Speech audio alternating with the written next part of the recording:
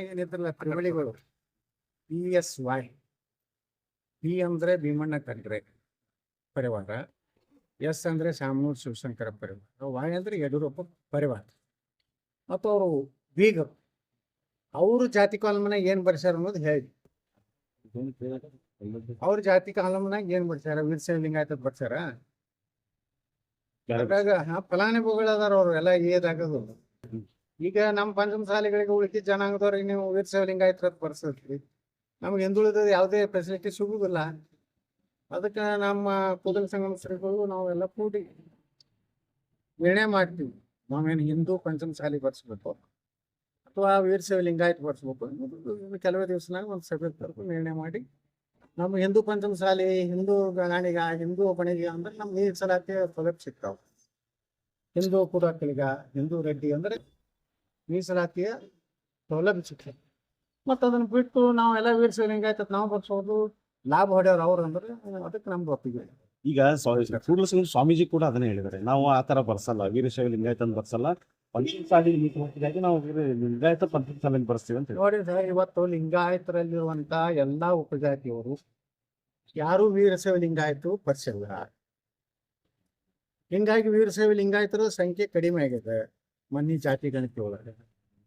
ಕಾರಣ ಏನಂದ್ರೆ ಅವರಿಗೆ ನಾವು ಅವ್ರಿಗೆ ತಪ್ಪು ಅನ್ನೋದಿಲ್ಲ, ಆ ಸಮುದಾಯದ ಮಕ್ಕಳಿಗೆ ಇವತ್ತು ಶಿಕ್ಷಣದಲ್ಲಿ, ನೌಕರಿಯಲ್ಲಿ ಅವ್ರಿಗೆ ಸೌಲಭ್ಯ ಸಿಗ್ತದೆ.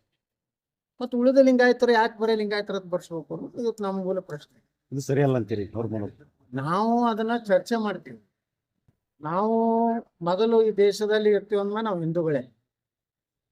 ವೀರಶೈವ ಲಿಂಗಾಯತ ಪ್ರತ್ಯೇಕ ಮಾಡಿ ದೇಶದಲ್ಲಿ ಮತ್ತೊಂದು ಸಂಘರ್ಷಕ್ಕೆ ನಾವು ಅವಕಾಶ ಕೊಡ್ಲಕ್ಕೆ ನಾವು ತಯಾರಿಲ್ಲ. ವಿಶೇಷವಾಗಿ ನಾವೆಲ್ಲ ಚರ್ಚೆ ಮಾಡಿದ್ದೇನೆಂದ್ರೆ, ನಮಗ ಸಮುದಾಯಕ್ಕೆ ವೀರಶೈವ ಲಿಂಗಾಯತದ ಬರ್ಸಿದ್ರೆ ನಮಗ ಫೆಸಿಲಿಟಿ ಸಿಗ್ತೈತೋ ಇಲ್ಲ. ಇವ್ರು OBC ಬಿಡ್ತಾರೆ ಇವರೆಲ್ಲ ವೇದಿಕೆ ಮೇಲೆ. ಮತ್ತೆ ಯಡಿಯೂರಪ್ಪನವ್ರು ಯಾಕೆ ಮಾಡ್ಲಿಲ್ರಿ? 4 ಸಲ ನಮ್ಮ ಪೂಜ್ಯ ತಂದೆಯವರು ಮುಖ್ಯಮಂತ್ರಿ ಆಗಿದ್ರು. ಪೂಜ್ಯ ತಂದೆಯವರ ಮಗನಾದ ಪೂಜ್ಯನೇ ತಾವು ಏಕೆ ವೀರಶೈವ ಲಿಂಗಾಯತರನ್ನ ಕೇಂದ್ರ ಸರ್ಕಾರಕ್ಕೆ ಹಿಂದುಳಿದ OBC ಸೇರಿಸ್ಲಕ್ಕೆ ಕ್ಯಾಬಿನೆಟ್ ನಿರ್ಣಯ ಮಾಡಲಿಲ್ಲ?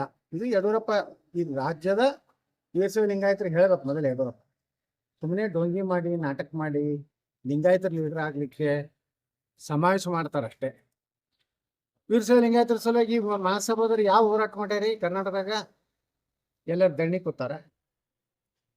ಬರೇ ಒಬ್ಬ ಮುಖ್ಯಮಂತ್ರಿ ಆದವನ್ನ ಕರೀದು 4,000 ಮಂದಿನ ಕೂರಿಸೋದು, ಒಂದು ಮನವಿ ಪತ್ರ ಕೊಡುವುದು, ಇಷ್ಟು ಬಿಟ್ಟರೆ ವೀರಶೈವ ಲಿಂಗಾಯತರಿಗೆ ಈ ಮಹಾಸಭಾದ ಏನ್ ಲಾಭ ಆಗಿದೆ? ಈಗ ಹಿಂದುತ್ವದ ಮಹಾಸಭಾ ಬೆಂಬಲ ಕೊಟ್ಟಿಲ್ಲ. ಅವರು ಎಲ್ಲಿ ಕೊಟ್ಟಾರ?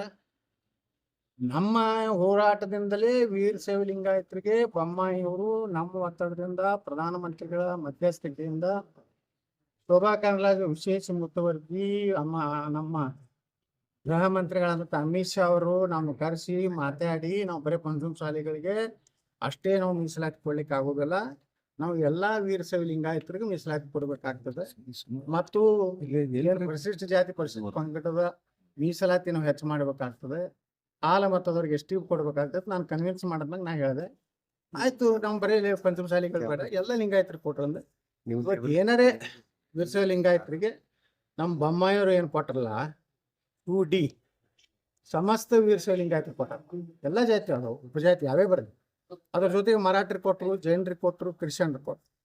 ಈ ರೀತಿ ನಮ್ಮ ಪಂಚಮ ಶಾಲೆ ಹೋರಾಟದಿಂದಲೇ ಇಷ್ಟೆಲ್ಲ ಜನಾಂಗ ಲಾಭ ಆಗಿದೆ. ನನ್ನ ಪ್ರಕಾರ, ನನ್ನ ವೈಯಕ್ತಿಕ ವಿಚಾರ ಪ್ರಕಾರ, ಅಖಿಲ ಭಾರತೀಯ ವೀರಶೈವ ಮಹಾಸಭಾ ಏನು ವೀರಶೈವ ಲಿಂಗಾಯತರಿಗೆ ಯಾವುದೇ ರೀತಿಯ ಕಾಂಟ್ರಿಬ್ಯೂಷನ್ ಇಲ್ಲ. ಅದು ಒಂದು ಕಾಂಗ್ರೆಸ್ಸಿನ ಒಂದು ಕಂಪನಿ. ಅಲ್ಲಿರೋ ಭೀಮಣ್ಣ ಖಂಡ್ರೆ, ಶಾಮನೂರು ಅವರಿಬ್ಬರು ಈ ನಡ್ಬೇಕು ಬಂದಿದ್ದು ಯಡಿಯೂರಪ್ಪ ಸೇರ್ಯಾರಕ್ಕೆ. ಯಡಿಯೂರಪ್ಪನ ಮೊದಲು ಅವ್ರು ತಗೊಂಡಿದ್ದಲ್ಲ, ಮುಖ್ಯಮಂತ್ರಿ ಆದ್ಮೇಲೆ ಪಾಪ ಅವ್ರ ಮಗಳನ್ನೇನೋ ಮಹಿಳಾ ವೀರಶೈವ ಅಧ್ಯಕ್ಷ ಮಾಡಿ ಒಳಗೆ ಹಾಕೊಂಡು 3 ಕಂಪನಿ ಅವ್ರು 3 ಲಿಂಗಾಯತರ ಲೀಡರ್ ಹೇಳಿ ತೋರ್ಸ್ಲಕ್ ಮಾಡಿದ್ದು. ಅವರೇನೋ ಲಿಂಗಾಯತ ಉದ್ಧಾರ ಮಾಡ್ಲಕ್ಕ ಮಾಡಿದ್ದು. ಆ ಲಿಂಗಾಯತ ಶಬ್ದನೂ ಇಲ್ಲ ಅಲ್ಲಿ. ನೀವು ಹೋಗಿ ನೋಡ್ರಿ, ಅಲ್ಲಿ ಅಖಿಲ ಭಾರತೀಯ ವೀರಶೈವ ಮಹಾಸಭಾ ಐತಿ, ಅದು ಬಯಲಾದಾಗ ಅಮೆಂಡ್ಮೆಂಟು ಆಗಿಲ್ಲ. ಈಗ ಲಿಂಗಾಯತರದ ಅನಿವಾರ್ಯ ಐತತ್ತು, ಲಿಂಗಾಯತರದ ಬಡ್ದಾಡಕತ್ತ. ಎಲ್ಲಿವರೆಗೆ ಮೀಸಲಾತಿ ನಮಗೆ ಉಪಜಾತಿ ಆಧಾರದ ಮೇಲೆ ಸಿಗ್ತದೆ ನಾವು ಮೀಸಲಾತಿ ಅದಕ್ಕೆ ನಾವು ಹೇಳೋ ನಾಳೆ ನಾವು ಒಂದ್ ವೇಳೆ ಹಿಂದೂ ಪಂಚಮಸಾಲಿ ಬರ್ಸಿದ್ರೆ ನಮ್ಗೆ ಸಿಗ್ತದಂದ್ರೆ ನಾವು ನಮ್ಮ ಸಮಾಜಕ್ಕೂ ಕರೆ ಕೊಡ್ತೀವಿ ಇನ್ಮ್ಯಾಗ ಹಿಂದೂ ಪಂಚಮಸಾಲಿ ಬರೀರಿ, ಹಿಂದೂ ಕುಡಕ್ಲಿಗೆ ಯಾರು ಬರೀರಿ, ಹಿಂದೂ ರೆಡ್ಡಿ ಬರೀ, ಎಲ್ಲರೂ ಹಿಂದೂ ಗಾಣಿಗೆ ಬರೀತಾರೆ. ಈಗ ಅವ್ರು 2A ಸಿಕ್ಕಿದೆ, ಅಲ್ಲೇ ಲಿಂಗಾಯತರ ಬರ್ತಾರೆ ಅಂತ ಯಾರು ಬರೀದಿಲ್ಲ ಅವರು ಯಾರು. ಎಲ್ಲ ಸಮುದಾಯದವರು ಇವತ್ತು ಹಿಂದೂ ಅಥವಾ ತಾವು ಉಪಜಾತಿ ಬರೀ.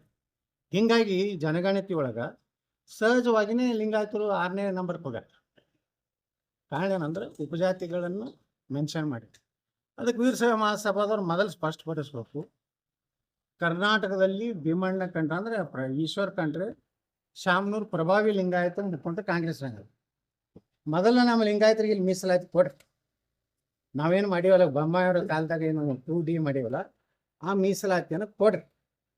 ಕೇಂದ್ರದ ಮೇಲೆ ಏನು OBC ಒಳಗೆ ಹೆಂಗೆ ಒಕ್ಕಲಿಗರನ್ನ ದೇವೇಗೌಡ ಸೇರ್ಸೋದಲ್ಲ ಹಂಗೆ ಕೇಂದ್ರದಲ್ಲಿ OBCಗೆ ಲಿಂಗಾಯತನ ಸೇರ್ಸೋದು ನಾವು ಮಾಡ್ತೀವಿ. ನಮ್ಮ ಶಕ್ತಿ ಇದೆ. ಈಗ ಬಿಟ್ಟು ನೀವು ನಾಟಕ ಮಾಡ್ಕೋತ ಸುಮ್ಮನೆ ಒಂದು 40,000 ಮನೆ ಕುಡಿಸೋದಾಗಲ್ಲ. 10 ಲಕ್ಷ ಜನ ಎಷ್ಟೈತೆ ನೀವು ನಡೆಯೋದಾರ ಏನು ಮಾಡ್ತೀರಿ, ಯಾರು ಖುಷಿ ಪಡಿಸೋದು ಆ ಮುಂದಿನ ಅಟ್ಟೆ ತಗೊಂಡು ಭಾರೀ ಜನಸ್ತು ಶೀಘ್ರದಲ್ಲಿ ಕ್ರಾಂತಿಯ ಸಂಭವ ಹೊಡಿತೀರಪ್ಪ. ನೀವರೇ ಏನು ನಿಮ್ದರಿ ಕರೆಗೆ ಅರವಿಂದ್ ಬೆಲ್ಲದವ್ರನ್ನ ಉಪ ನಾಯಕ ಮಾಡಿದ್ದಾರೆ. ಇದು ಪಂಚಮಸಾಲ ಹೋರಾಟ ಕನ್ನಡ ಸರ್, ಯಾಕಂದ್ರೆ ಅವರು ನೋಡ್ರಿ, ಆ ಅರವಿಂದ್ ಬೆಲ್ಲದ ಮೇಲೆ ನಮ್ಮ ಸಮುದಾಯ ನಿಂತಿಲ್ಲ. ಅರವಿಂದ್ ಬೆಲ್ಲದವರು ಅದು ಮುಖ್ಯಮಂತ್ರಿ ಹಿಡಿದು ಈಗ ಉಪನಾಯಕನ ಬಂದೈತಿ. ಅವ್ರಿಗೆ ಉಪನಾಯಕ ಅಲ್ಲ, ಟಿಪ್ ಕೊಟ್ಟಿದ್ರು ತಗೋತೀವಿ ಸರ್. ಒಂದು ಮನುಷ್ಯಾಗ ಒಂದು